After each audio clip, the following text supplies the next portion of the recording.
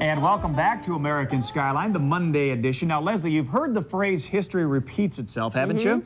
Well, 20 years ago, two young musical families, I know you know the Osmonds and the Jacksons. Now, relax, she's a big Donny Osmond freak here. Your heart was fluttering, wasn't it? Oh, it still does. You know, I've still got my Donny Osmond. This is the truth. Girl Scouts honor here. I have my Sweet Dreams pillowcase. It's a satin pillowcase with Donny and a big old heart you can sleep on every night. I don't use it, but I still have it. And then I have my souvenir Slurpee cup with Donny. It's from like 1975. I wonder how much that's worth today. I don't. I do have to fess up, Leslie. I still have my Marie doll. I was a Marie Osmond fan, okay? Yeah? You can have Donny. I took Marie. I had the doll had the gingham dress, the complimentary 45 RPM Paper Roses record, which I wore out. You had it bad, didn't you? Well, hang on to those, Tom, because right now we're going to get ready for some new collectibles because the youngsters I'm about to introduce you to might have a mega following of their own. They're called the Moffatts, and they're the cutest Canadian export since Michael J. Fox. My fault.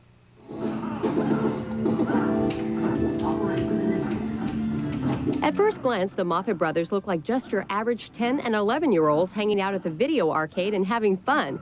But these four young boys from Canada are anything but ordinary. Don't let the blues get in your way. If you got the courage, you can change your day. There ain't nothing you can't do when your pearly whites come shining through. Wipe that frown from your face and give your lips that pearly lace with a little smile. With a little smile. The Moffatts give brand new meaning to the term young country. 11-year-old Scott and his 10-year-old triplet brothers Bob, Dave, and Clint recently signed their first recording contract with Polydor Nashville. That makes them the youngest and first pre-teen country music act to ever sign with a major label. Your lips that pearly lace with a little smile. With a little smile.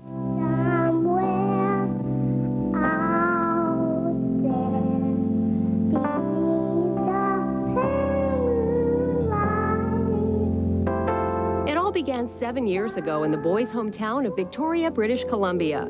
Frank and Darlana Moffatt realized their sons had exceptional talent when 4-year-old Dave belted out the song Somewhere Out There from the movie An American Tail. The other boys soon joined in, and the Moffatts have been performing ever since. Well, let's talk a little bit about the first time that you guys were out on the road. Now, do you remember your first performance? How old were you? You know, that's a good question. I don't remember the first time on the road. So you've always pretty much been out there singing as long as you can remember? Yeah. I think the first tour that we did was a Canadian tour, and we went all around Canada, all the provinces, and we did concerts and shows and everything. So this is a pretty educational trip. You guys get to see not only all of Canada, all of the United States, all over the place. What is your favorite place that you've been so far? Well, I liked Branson, and I like it here in Nashville a lot. We've been in here. We were on the Ralph Emery show for quite some time, and it was a lot of fun. What's in your album? Songs. Songs, good. National television appearances like this one on Nashville Now caught the eye of some other famous brothers, the Osmonds, who invited the Moffatts to perform at their theater in Branson. The race is on and here goes fun, the fast stretch, our legs are going to the inside. Well, obviously, since you guys were up in Branson and you got to perform at the Osmonds Theater, did they share any advice with you? Because they were very young, of course, when they started their careers, probably right about your age. What did they say that maybe you recall? Well, one thing they really mentioned was to have fun on stage and don't take it serious all the time and just have fun on stage and do what you love to do. Well, Wayne Osmond, he told me that you pay your dues and then you just have a great time on stage and have fun. Hi everyone, welcome to TNN Motorsports. Yeehaw! Taking Wayne Osmond's advice to heart, the boys and I took a break from our interview for their idea of a little fun, go-karts.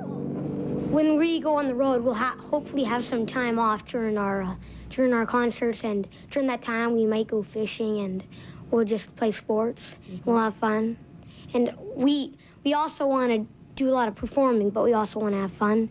So we gotta be able to have fun like kids do. So, okay, at 10 and 11 years old, these guys are already on the fast track career-wise, but for guys not even out of the 5th and 6th grade, their goals seem pretty adult-like.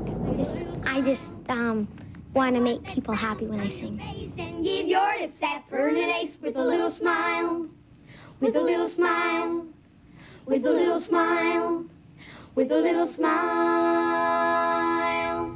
Well, the Moffatts' new album is due out in June, and it promises to have a lot of great songs on it. One in particular is called When God Made You. Now, this is a very special song to the boys because it was written by their idol, Garth Brooks. They've never met Garth before, but they hope to be, quote, as rich and famous as he is one day. And, you know, they're only 10 years old, so I think they've already got a 15-year jump on Garth. So, hey, they could do it. I mean, they could do it, you know? Race is on. How about that? That was pretty good choreography.